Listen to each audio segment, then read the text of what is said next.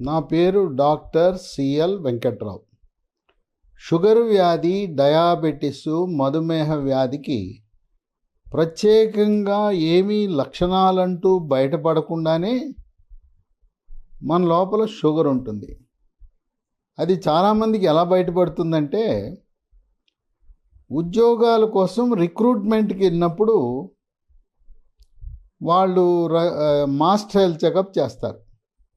ఉద్యోగ నియామకాల సందర్భంలో జరిగే పరీక్షల్లో షుగర్ బయటపడవచ్చు. లేదా బహుళజాతి సంస్థలు, కంపెనీల్లో ప్రతి సంవత్సరం, సాఫ్ట్వేర్ రంగ కంపెనీల్లో కూడా ప్రతి సంవత్సరం ఉద్యోగస్తులకు కొన్ని తప్పనిసరిగా కంపల్సరీ పరీక్షలు చేస్తారు.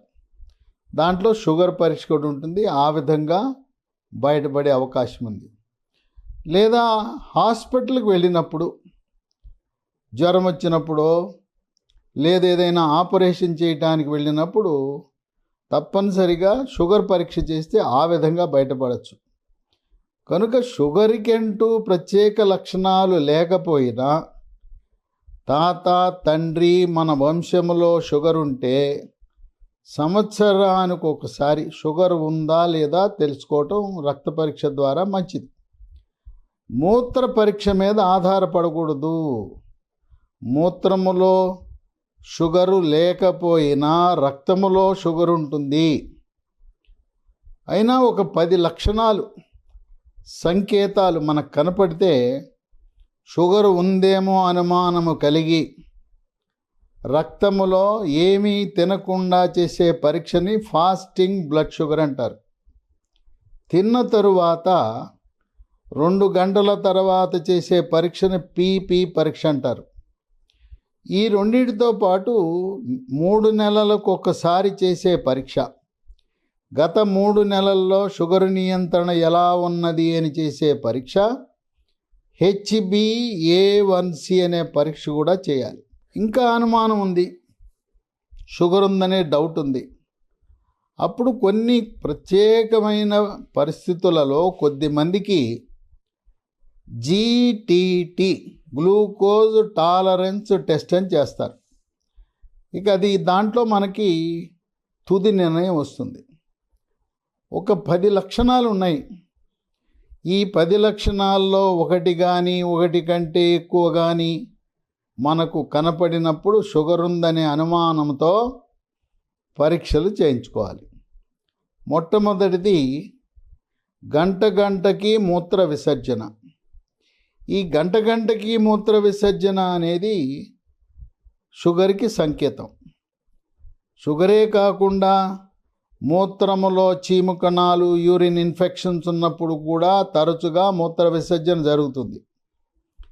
50 సంవత్సరాలు దాటిన తర్వాత మగవారిలో ప్రాస్టేట్ గ్రంథి పెరిగినప్పుడు కూడా తరచుగా మూత్ర విసర్జన జరుగుతుంది. 2, షుగరు ఎప్పుడు మనకు అనుమానం రావాలంటే, స్త్రీలలో మూత్రములో ఇన్ఫెక్షన్స్, యూరినరీ ఇన్ఫెక్షన్స్ చాలా అధికంగా వస్తుంటాయి. మందులు, యాంటీబయాటిక్ వాడినప్పుడు తగ్గుతుంది, తగ్గి మళ్ళీ పదే వస్తూ ఉంటుంది. యూరిన్లో ఇన్ఫెక్షన్స్ వచ్చినప్పుడు ఒళ్ళు నొప్పులు, జ్వరము, చలి జ్వరం, మలేరియాని తలపించే విధంగా యూరిన్లో ఇన్ఫెక్షన్ ఉన్నప్పుడు జ్వరం వస్తుంది. మూత్ర విసర్జన చేసేటప్పుడు నొప్పి, మంట, చురుకు, మూత్రము చిక్కగా రావటం, కొన్ని సందర్భాల్లో వాసన కూడా ఉంటుంది. తరచుగా నెలకొకసారి మూత్రముల ఇన్ఫెక్షన్ రావటం, ఎన్ని యాంటీబయాటిక్లు వాడినా మళ్ళీ తిరిగి వస్తుందంటే షుగర్ ఉన్న వాళ్ళకి మూత్రములో ఇన్ఫెక్షన్స్ తరచుగా వస్తాయి. 3, దాహం. ఎన్ని నీళ్లు తాగినా, 3 లీటర్లు, 4 లీటర్లు, 5 లీటర్లు తాగినా ఇంకా దాహము, దప్పిక, దూప, పెదాలు ఎండిపోవటము, నాలుక ఎండిపోవటము, నాలుక పిడచగట్టుకుపోవటం జరుగుతూ ఉంటుంది. విపరీతమైన దాహము షుగర్కి సంకేతం. ఇక 4, ఆకలి. తిన్న గంటకే మళ్ళీ ఆకలిస్తుంది. అట్లా బకాసురుల్లా తింటూ ఉంటారు. ఈ షుగర్ ఉన్న వాళ్ళ ఆకలి ఎలా ఉంటుందంటే ముగ్గురు మనుషుల ఆహారం ఒక్కడు తింటాడు. పళ్ళెం నిండా ఇంత అన్నం పెట్టుకుని తింటారు. తిన్న మళ్ళీ 1-2 గంటలకి ఆకలి. అన్నం తిన్న తర్వాత ఎప్పుడు ఏదో చిరుతిండి కోసం వెతుకుతూ ఉంటారు. ఆ విధంగా విపరీతమైన ఆకలి షుగర్కి సంకేతం. 5, షుగరు ఉన్న వారికి బరువు తగ్గిపోతారు. అకారణంగా బరువు తగ్గిపోతే తిండి బాగానే తింటుంటారు, చూడటానికి అన్నీ బాగానే ఉంటాయి, బరువు తగ్గుతూ ఉంటారు. ఆ బరువు తగ్గటం అనేది షుగర్కి ఒక సంకేతం కావచ్చు. ఇక 6, చలాకీగా, చురుకుగా, ఉత్సాహంగా, ఉల్లాసంగా ఉండే వ్యక్తి ఉన్న బలంగా కొంచెము చేతకాకపోవటం, వీక్నెస్సు, బలహీనత, ఇటువంటి ఉత్సాహాన్ని ఉల్లాసాన్ని కోల్పోయి ఏ పని చేయాలన్నా అసలు ఏది చేతగాటం లేదు, చేతగాదంటం, బరువులు మొయ్యలేకపోవటం, అటువంటి ఉత్సాహాన్ని కోల్పోయి అలసట పెరగటం, ఈ లక్షణాలు షుగర్కి సంకేతం కావచ్చు. 7, కళ్ళ పరీక్ష చేయించుకోకుండా కళ్ళు మసకొచ్చేస్తుంది. లేదు, కళ్ళజోడు ఉన్నవాళ్ళు కళ్ళజోడు ధరించినా కూడా మసకుంటుంది, సరిగ్గా కనపడవు అక్షరాలు. అంటే కంటికి అకారణంగా వచ్చిన మసక కళ్ళజోడు పెట్టుకున్నా అది సరిగా మన కళ్ళు కనపడకపోవటం అనేది షుగర్కి సంకేతం కావచ్చు. 8, సాధారణంగా ఒంటి మీద ఏదైనా గాయమైతే, లేదు ఒంటి మీద వేడి ద్రవం పడినప్పుడు బొబ్బెక్కినా, కాలినా వారం రోజులు, గరిష్టంగా 10 రోజుల్లో మానిపోతుంది. బ్లేడ్ తెగినా, చాకు తెగినా, ఏ రకమైన కింద పడి గాయమైనా 10 రోజుల లోపల మానాలి.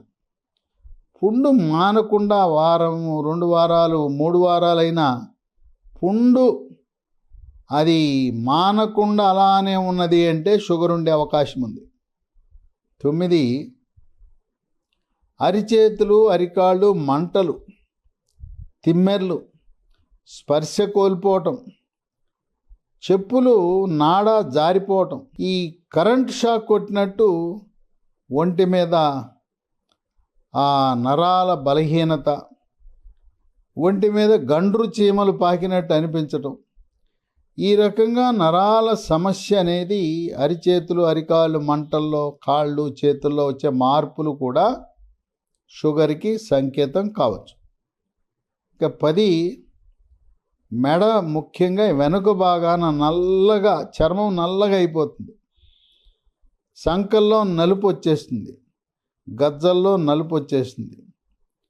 ఎవరికైనా కూడా ఇలా మెడ మీద, సంకల్లో, గజ్జల్లో నల్లగా అయిపోయిందండి చర్మం, నల్లగా, చర్మం మందంగా అయిపోతుంది. అక్కడ కొన్ని స్కిన్ ట్యాగ్స్ అని చిన్న చిన్న తోలు ముక్కలు ఏలాడుతుంటాయి. ఇవన్నీ కూడా షుగర్కి సంకేతం. ఈ 10 లక్షణాలలో ఒకటి కానీ, ఒకటి కంటే ఎక్కువ కానీ ఉంటే షుగర్ ఉందని అనుమానం కలగాలి. కాలయాపన చేయకుండా ల్యాబొరేటరీకి వెళ్ళి రక్త పరీక్ష చేయించుకోవాలి. ఇంట్లో కానీ పక్కింటి వారి దగ్గర గ్లూకోమీటర్ ఉంది, ఆ గ్లూకోమీటర్తో పరీక్ష చేద్దామంటే గ్లూకోమీటరు అది కొద్దిగా రఫ్ రీడింగ్ ఇస్తుంది, కానీ యాక్యురేట్, పర్ఫెక్ట్గా కరెక్ట్ రీడింగ్ కావాలంటే ఈ రక్తపు బొట్టుతో చేసిన రిపోర్టు అంత నమ్మశక్యత లేదు. విశ్వసనీయత దేనికి ఉంటుందంటే, సిర నుంచి రక్తము సేకరించి దాంట్లో గ్లూకోజ్ పరీక్ష చేస్తే దాంట్లో పర్ఫెక్ట్ కరెక్ట్ రీడింగ్ వస్తుంది. కనుక ఇంట్లో వాళ్ళు, ఇంటి పక్క వాళ్ళ దగ్గర గ్లూకోమీటర్తో పరీక్ష చేయించుకోవటం అది అంత కరెక్ట్ అయిన పద్ధతి కాదు. ల్యాబొరేటరీకి వెళ్ళి ఏమీ తినకుండా పరీక్ష చేయించండి. అలాగే ముందు రాత్రి మిడ్ నైట్ బిర్యానీ, ఆ రాత్రి 12 గంటలు దాటిన తర్వాత ఆహారం సేవించి తెల్లవారుజాము దాకా ఏదోటి తింటూ ఆ తరువాత ఉదయం పరగడుపున చేసిన పరీక్ష, దానికి విశ్వసనీయత, దానికి యాక్యురసీ, నమ్మశక్యత తక్కువ. రాత్రి పడుకున్న తరువాత 10 గంటల తరువాత ఏ రకమైన ఆహారము సేవించకుండా పరగడుపున చేసిన పరీక్ష, దాని పేరు FBS, ఫాస్టింగ్ బ్లడ్ షుగర్. దాన్ని చేయటము ద్వారా షుగరు వ్యాధి ఉన్నదా లేదా నిర్ధారణ చేసుకోవచ్చు.